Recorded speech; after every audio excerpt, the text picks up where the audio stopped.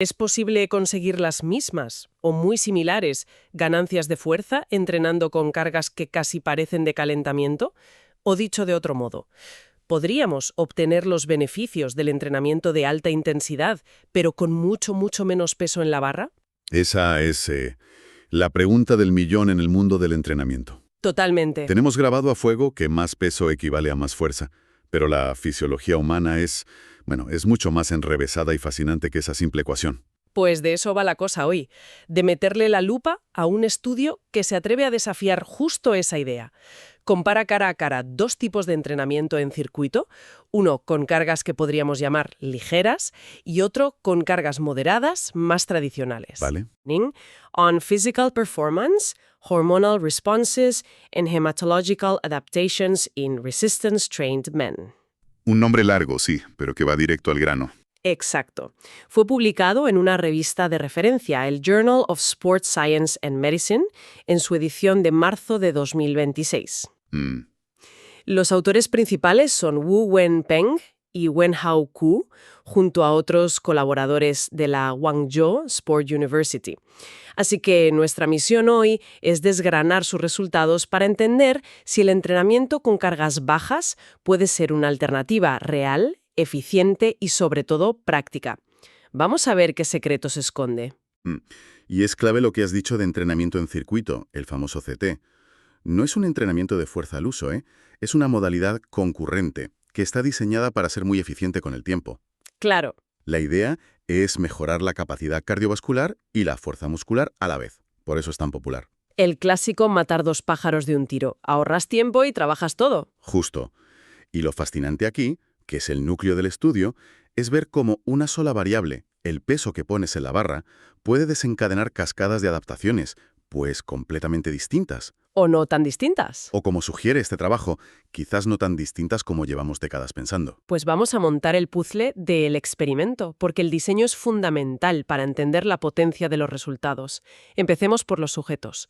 32 hombres de entre 18 y 30 años, pero ojo, no eran novatos. Todos tenían experiencia previa en entrenamiento de fuerza. Y ese es el primer acierto del estudio, en mi opinión. Al usar gente que ya entrena, se elimina el efecto novato. Ah, claro. Esas ganancias explosivas que ocurren al principio y que pueden enmascarar los verdaderos efectos de un programa. Aquí buscan ver qué pasa en un cuerpo ya adaptado. Buen apunte. A estos 32 hombres los dividieron al azar en 3 grupos. El primero, el grupo LLCT, que son las siglas de Low Load Circuit Training. Ellos entrenaban con una carga muy baja, apenas el 30% de su repetición máxima, de su 1RM. Para que nos hagamos una idea, si tu máximo en sentadilla es 100 kilos, estarías entrenando con 30. Con 30 kilos. Es un peso que, a priori, muchos considerarían insuficiente para ganar fuerza. Totalmente. El segundo grupo era el MLCT de Moderate Load Circuit Training.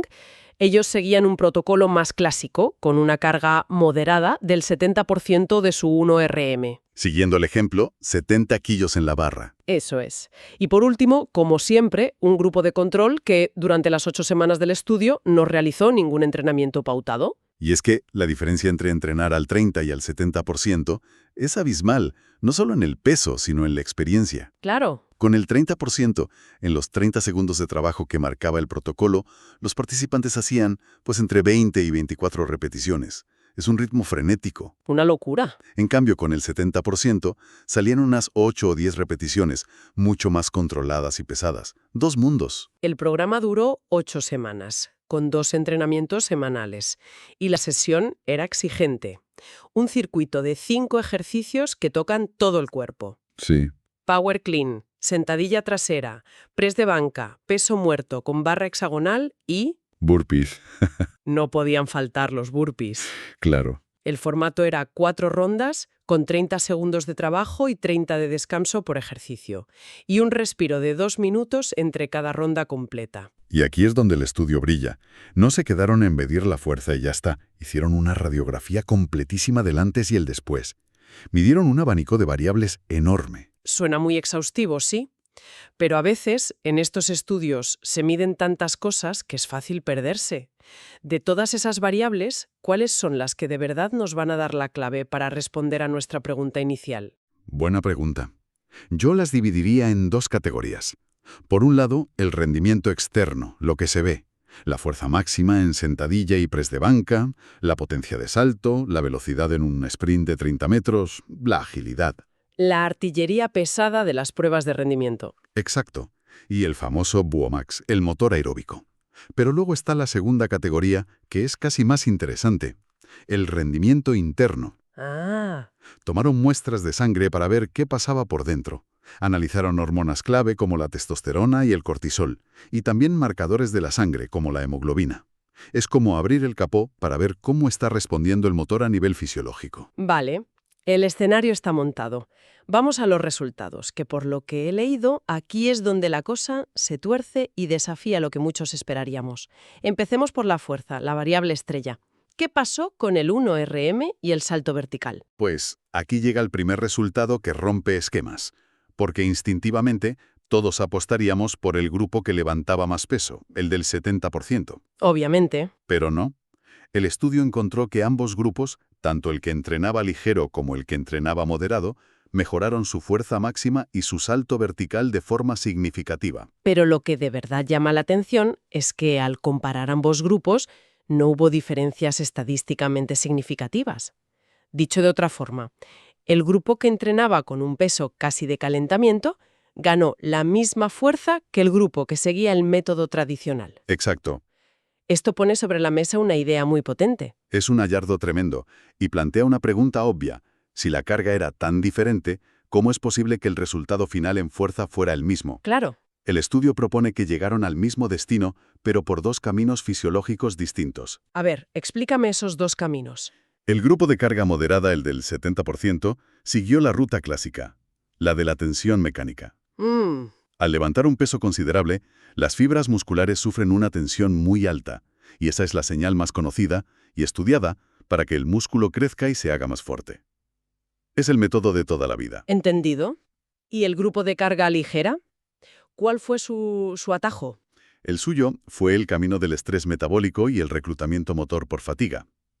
Al hacer tantas repeticiones a esa velocidad, entre 20 y 24 en 30 segundos, generan una acumulación brutal de subproductos metabólicos en el músculo. La sensación de quemazón. Esa misma. Para poder seguir contrayéndose en ese ambiente tan hostil y a esa velocidad, el sistema nervioso no tiene más remedio que llamar a filas a todas las unidades motoras que pueda, incluidas las más grandes y fuertes, las de alto umbral, que normalmente solo se activan con pesos muy altos. Espera, eso me cuesta entenderlo. ¿Me estás diciendo que hacer 20 repeticiones con un peso ligero puede activar las mismas fibras musculares potentes que una repetición casi máxima? ¿Cómo es eso posible si el músculo no está bajo la misma tensión inicial? Es que la clave no es la tensión inicial, sino la fatiga acumulada. El cuerpo recluta las fibras musculares siguiendo un orden, de la más pequeña a la más grande. Con un peso ligero, al principio solo usas las fibras más pequeñas, las más resistentes a la fatiga. Vale. Pero como el ritmo es tan alto y el descanso tan corto, esas fibras se agotan. Para seguir moviendo la barra, el cerebro ordena reclutar las siguientes, un poco más grandes. Y así sucesivamente, hasta que para completar las últimas repeticiones de la serie, estás usando las mismas fibras de élite que usarías con una carga pesada. Es un reclutamiento forzado por la fatiga. Es una explicación fascinante. Y por cierto, ¿el grupo control, el que no hizo nada, también mejoró un poco su 1RM en sentadilla? ¿Cómo se come eso? El propio estudio lo achaca a un efecto de familiarización con el test. Simplemente, la segunda vez que hicieron la prueba, ya sabían cómo era el movimiento, estaban más coordinados, más eficientes. Ah, vale. No es una ganancia de fuerza real, sino de habilidad. Es un detalle técnico, pero importante para no sacar conclusiones erróneas. Entiendo. Así que, para la fuerza pura, ambos caminos llevan a Roma, lo cual ya es una sorpresa. Pero el deporte raramente es solo fuerza pura. Casi siempre se combina con velocidad. ¿Se tradujeron estas ganancias en ser más rápida o más ágil? Efectivamente, y aquí las piezas del puzzle empiezan a encajar de forma diferente. En la agilidad, medida con el test 505 de cambio de dirección, los dos grupos de entrenamiento mejoraron de forma similar. Ambos protocolos, al ser dinámicos y multiarticulares, mejoraron esa capacidad de frenar y volver a arrancar. Pero, siempre hay un pero. Siempre. El pero llegó con el sprint de 30 metros. Aquí la balanza se inclinó. A ver. Solo el grupo de carga moderada, el del 70%, fue significativamente más rápido que el grupo control al final del estudio. El grupo ligero mejoró, sí, pero no lo suficiente como para marcar una diferencia clara con los que no habían entrenado. O sea que para acelerar a tope parece que el peso sí importa. ¿Por qué? Pensemos en empujar un coche que se ha quedado sin batería. Para sacarlo del sitio, para vencer la inercia, necesitas un único empujón masivo. Claro. Esa es la fuerza máxima aplicada horizontalmente, lo que los biomecánicos llaman F0. El entrenamiento con cargas más pesadas es como practicar ese empujón inicial. Te enseña a generar un pico de fuerza brutal en muy poco tiempo. ¿Y el entrenamiento ligero? Sería como dar muchos empujones más pequeños y rápidos. Es fantástico para mantener el coche en movimiento una vez que ya has vencido la inercia, pero no es tan bueno para ese primer arranque crítico. La especificidad manda. Una analogía perfecta. Vale, tenemos un empate en fuerza y agilidad, y una victoria para la carga moderada en velocidad. ¿Qué pieza nos falta del rendimiento? La resistencia. ¿Qué pasó con el VO2 Max? Esto me pareció otro resultado inesperado. Y tanto. Porque, de nuevo, empate técnico. Ambos grupos de entrenamiento, tanto el que iba ligero como el que iba con carga moderada, mejoraron su consumo máximo de oxígeno de forma significativa. ¿Y similar? Y, una vez más, muy similar entre ellos. ¿Cómo es posible? Uno pensaría que levantar más peso exigiría más al corazón. Es que el factor clave para mejorar el VO2 Max en un circuito como este no es el peso en sí, sino la densidad del entrenamiento, la carga fisiológica total. El corazón y los pulmones no distinguen si en la barra hay 30 o 70 kilos. Claro. Lo que notan es la demanda constante de oxígeno. Como ambos protocolos tenían esos descansos cortos de 30 segundos y un volumen parecido, ambos mantuvieron la frecuencia cardíaca por las nubes. O sea que, para el sistema cardiovascular, el estrés era prácticamente el mismo. Exactamente. La demanda era alta y sostenida en ambos casos, y esa es la señal que necesita el cuerpo para mejorar su motor aeróbico. Vale, el puzzle del rendimiento externo está casi completo. Pero el estudio fue más allá y levantó el capo. ¿Qué nos dicen las analíticas de sangre sobre hormonas y otros parámetros? Aquí es donde la cosa se pone más sutil. Empecemos por las hormonas. El grupo de carga moderada fue el único que mostró un aumento significativo en sus niveles de testosterona en reposo al compararlo con el grupo control. ¡Ah! El grupo de carga baja también la aumentó, pero no lo suficiente como para que la diferencia fuera estadísticamente relevante. Y eso es importante. Siempre se asocia la testosterona con las ganancias de fuerza. Los de testosterona en reposo pueden crear un ambiente anabódico general más favorable, sí, pero hoy sabemos que no es ni de lejos el principal motor de la hipertrofia o la fuerza. Lo que ocurre a nivel local, dentro del propio músculo, es mucho más determinante. Entonces, ¿qué nos dice realmente ese dato de la testosterona? Lo que sugiere es que el estímulo del entrenamiento con carga moderada fue sistémicamente más potente. Provocó una respuesta de estrés global un poco mayor. Entiendo. Por otro lado, un dato muy positivo es que el cortisol, la hormona del estrés, no varió en ningún grupo. Eso nos dice que los participantes estaban recuperando bien y que el programa, aunque duro, no los estaba llevando al sobreentrenamiento. Muy claro. Oye, y si nos metemos ya en el laboratorio, ¿qué pasaba en la sangre? Porque el estudio analiza cosas que no se suelen ver, como la calidad de los glóbulos rojos. Sí, y aquí hay hallazgos muy elegantes. El primero, y más directo, es que solo el grupo de carga moderada vio un aumento significativo de la hemoglobina. La que transporta el oxígeno. Correcto, la proteína que transporta el oxígeno en los glóbulos rojos. Más hemoglobina significa, en teoría, mayor capacidad de transporte, una adaptación muy positiva. Pero el titular no acaba ahí, ¿verdad? Porque hubo mejoras en ambos grupos. Correcto, y aquí vieron algo fascinante a nivel microscópico. En ambos grupos de entrenamiento, los glóbulos rojos, que son esos camiones que reparten el oxígeno, se volvieron más eficientes. Se hicieron más uniformes en tamaño y más densos en hemoglobina. Como si cada camión ahora fuese del mismo modelo y llevara a la carga mejor empaquetada. Me encanta la analogía. Es una buena forma de verlo. Técnicamente, esto se refleja en una reducción del RDW, que mide la variación de tamaño, y un aumento del MCHC, que mide la concentración de hemoglobina dentro. Pero lo importante es el concepto.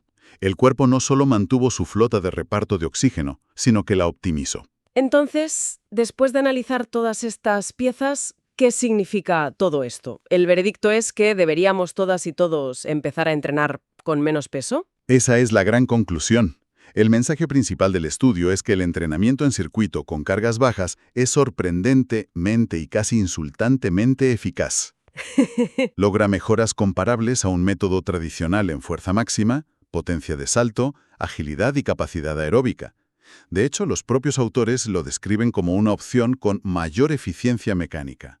Obtienes casi el mismo resultado con mucho menos estrés para las articulaciones. Y las aplicaciones prácticas de esto son enormes. Inmensas. Este tipo de entrenamiento ligero emerge como una alternativa potentísima. Piensa en un atleta profesional en mitad de la temporada, que necesita mantener la fuerza pero sin el desgaste articular que suponen las cargas pesadas. O en rehabilitación. O en alguien que vuelve de una lesión y no puede cargar mucho peso.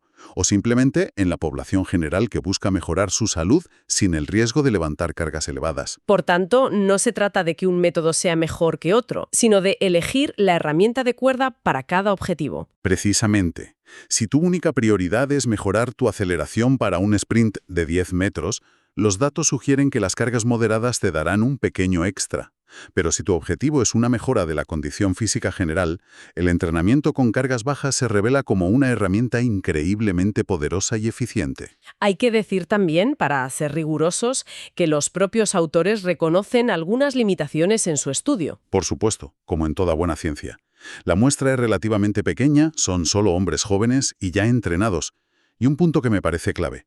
No reajustaron las cargas durante las 8 semanas. ¡Ah, es verdad! Es decir, el 30 o el 70% se calculó sobre el 1RM del primer día. A medida que se hacían más fuertes, ese porcentaje relativo era cada vez menor. Si hubieran ido ajustando el peso, quién sabe, quizás los resultados habrían sido aún más espectaculares. Es un estudio que, en el buen sentido, abre más preguntas de las que cierra. Totalmente. Y esto nos deja con una reflexión final. Si podemos obtener casi los mismos beneficios con una tensión mecánica significativamente menor sobre nuestras articulaciones y tendones, ¿qué implicaciones podría tener el entrenamiento de baja carga a largo plazo para la longevidad de un atleta? O, yendo más allá, ¿cómo podría aplicarse en poblaciones con mayor riesgo de lesión, como personas mayores o en rehabilitación, para mejorar su calidad de vida de forma segura? Es una reflexión muy potente. Podríamos estar ante un cambio de paradigma, enfocando el entrenamiento no solo en el rendimiento inmediato, sino en la salud y la función a lo largo de toda una vida. Exacto. Se abre un campo de aplicación enorme que va mucho más allá del alto rendimiento deportivo. Más detalles sobre la metodología y las estadísticas. Para quien quiera explorar más a fondo, recomendamos encarecidamente buscar el estudio. Una lectura muy recomendable para entrenadores, fisioterapeutas, atletas y cualquier persona con curiosidad por entender mejor cómo funciona el cuerpo humano. Gracias por acompañarnos en este análisis a fondo. Para no perderse futuras revisiones como esta, invitamos a todo el mundo a seguir nuestro canal y activar las notificaciones. Hasta la próxima.